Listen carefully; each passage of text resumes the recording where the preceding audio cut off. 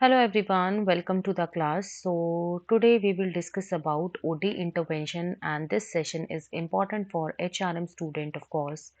अगर आप मैनेजमेंट से हो तो भी ये आपके लिए इम्पोर्टेंट है, लेबर वेलफेयर से हो और कॉमर्स से हो तो भी आपके लिए इम्पोर्टेंट है क्योंकि ये सभी सब्जेक्ट्स के लिए इम्पोर्टेंट रहेगा क्योंकि ये ओबी का पार्ट है, ओबी ऑर्गेनाइजेशन बिहेवियर का, राइट।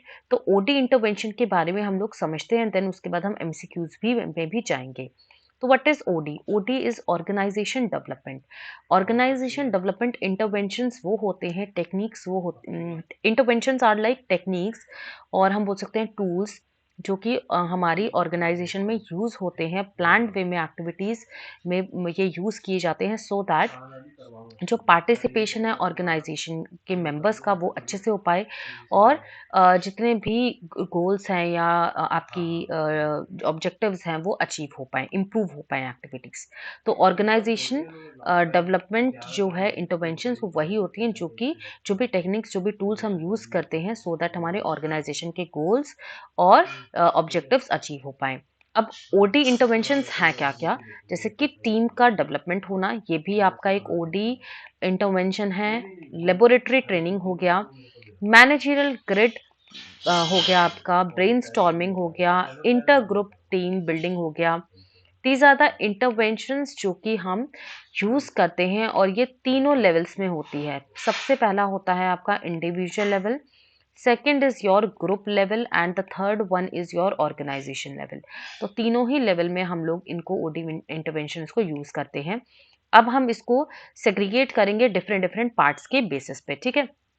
तो ओडी इंटरवेंशंस आई होप कि आपको समझ आ गया है। OD interventions are like activities और लाइक टेक्निक्स जो कि हम यूज करते हैं for the improvement of the organization functioning और for the participation of the organization members, right. So अगर हम बात करते हैं यहाँ पे टाइप्स ऑफ ओडी इंटरवेंशंस की, तो पहला जो टाइप है वो है आपका behavioural techniques. Behavioural techniques design की जाती हैं जब कि इफेक्ट हो पाए इंडिविजुअल और ग्रुप। कहीं ना कहीं इंडिविजुअल और ग्रुप जो है यहाँ पे ओटी इंटरवेंशन से इफेक्ट होंगे, तो उसको हम कहते हैं बिहेवियरल। मतलब जहां पर हम बिहेवियर को आइडेंटिफाई कर पाते हैं इंडिविजुअल और ग्रुप के। तो सबसे पहला पॉइंट है सेंसिटिविटी ट्रेनिंग। सेंसिटिविटी ट्रेनिंग को हम टी ग्रुप ट्रेनिंग भी कहते हैं, अभी हम आगे पढ़ेंगे इसके बारे में। वैसे तो सेंसिटिविटी ट्रेनिंग के बारे में आप सभी को पता होगा, ठीक है।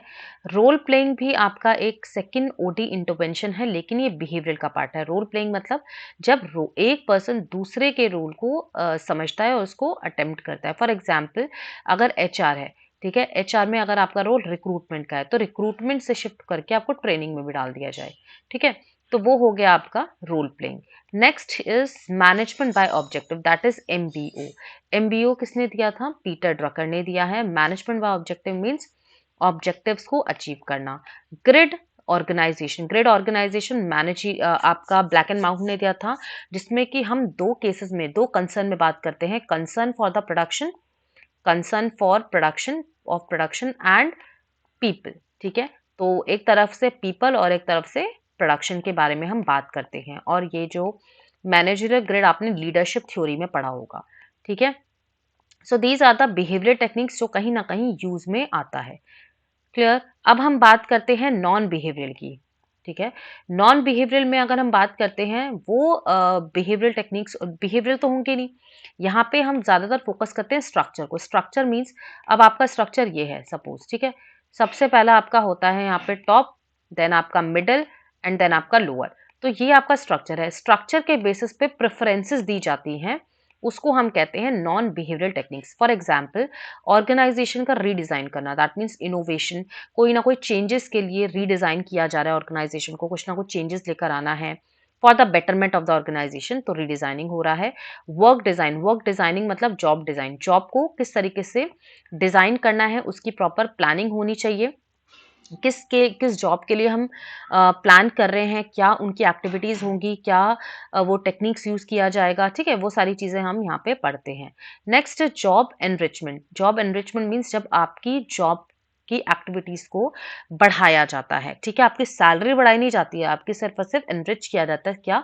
एक्टिविटीज को, ठीक है। अब आपका जो क्वेश्चन है ना, आप सभी को कमेंट सेक्शन में क्वेश्चन को मार्क करना, बताना है कि जो जॉब एनरिचमेंट है वो क्या आपका वर्टिकल बेसिस पे रहता है या हॉरिजॉन्टल पे रहता है। ठीक है, वर्टिकल या हॉरिजॉन्टल। तो आपका ये क्वेश्चन है और आपको ये आंसर मार्क करना है मुझे बता के कमेंट सेक्शन में। मिसलेनियस की बात करते हैं। मिसलेनियस मतलब एक्स्ट्रा एक्स्ट्रा एक्टिविटीज जो कि हम अभी यहाँ पर इसमें पढ़ते हैं। सबसे पहला होता है सर्वे।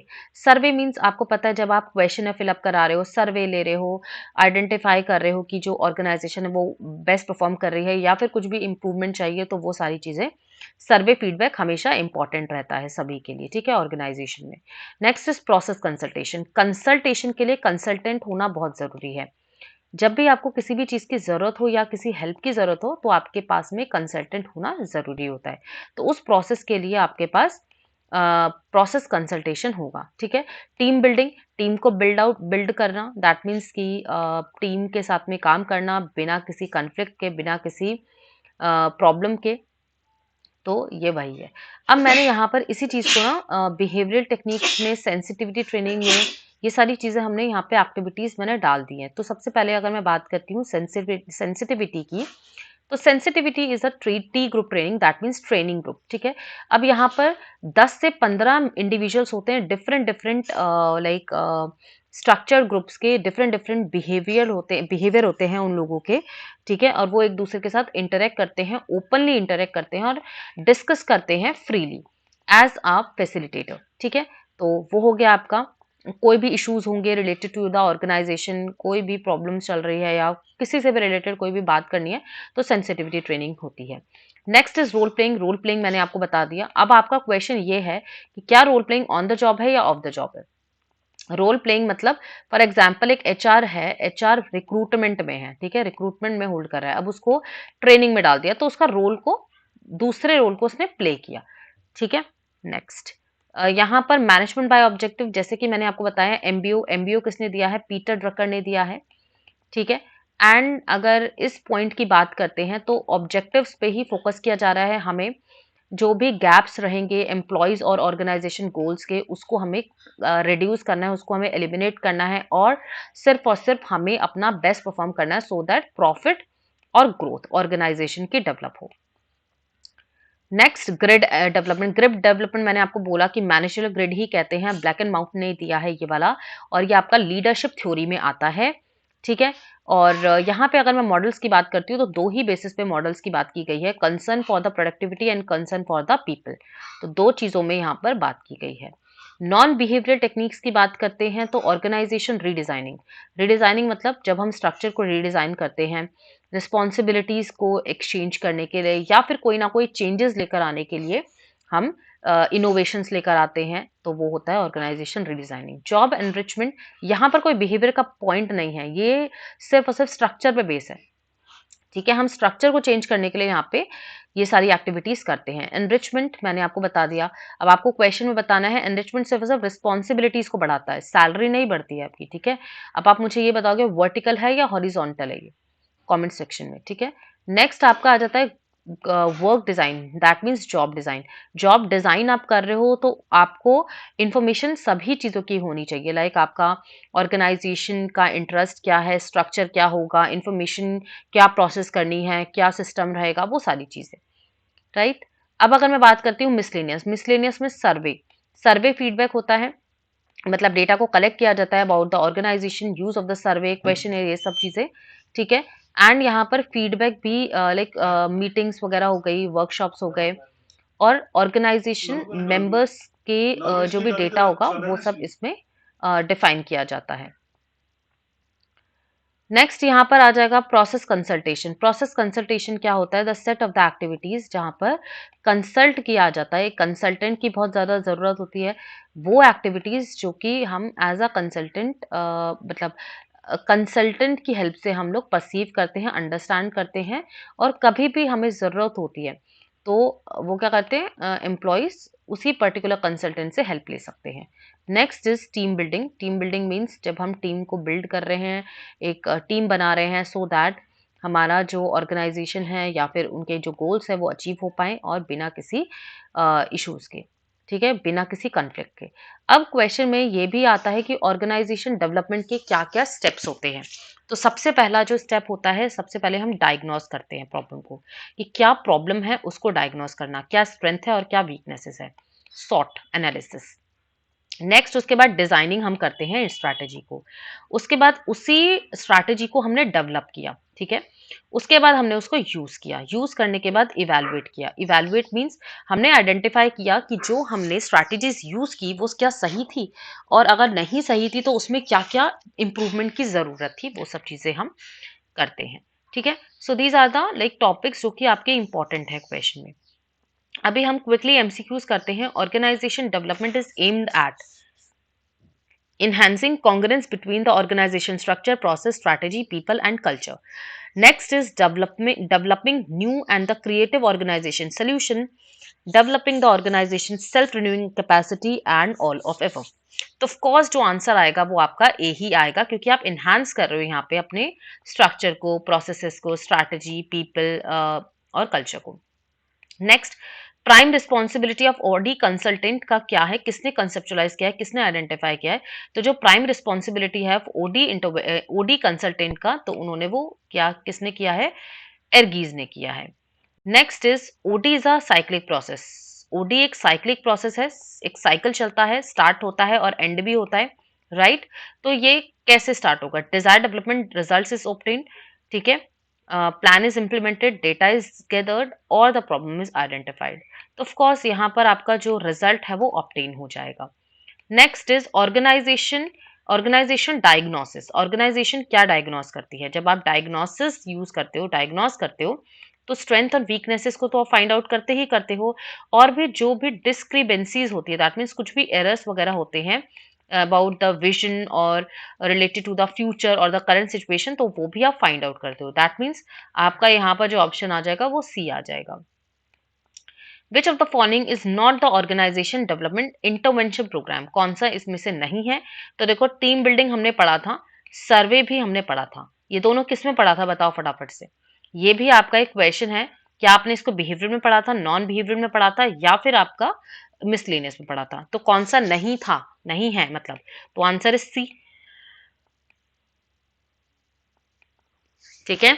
तो यहाँ पे सी आ जाएगा, that is leadership development. Next is OD is a, ये हमने कर लिया कंप्लीट, या भी हमने वही किया था। OD is a cyclic process, जो कि हम ए पॉइंट में इसको करेक्ट कर देंगे।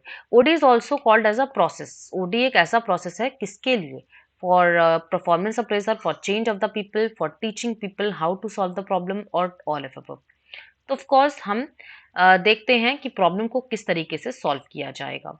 Next question is OD intervention seminar being conducted in the organisation helps to improve the overall efficiency, improve the productivity, improve the morale, या फिर all। तो ऑफ कोर्स यहाँ पर सारे ही पॉइंट्स आ जाएंगे, क्योंकि यहाँ पे ओडी सेमिनार आ रहा है, ठीक है। सेमिनार्स क्यों कंडक्ट किया जाता है, एफिशिएंसी डेवलप हो, प्रोडक्टिविटी हो, मोरल इंक्रीज हो, ठीक है। ओडी प्रोग्राम में कितने स्टेजेस होते हैं, सॉरी एमबीओ में कितने स्टेजेस होते हैं, तो यहाँ पे 6 स्टेजेस होते हैं।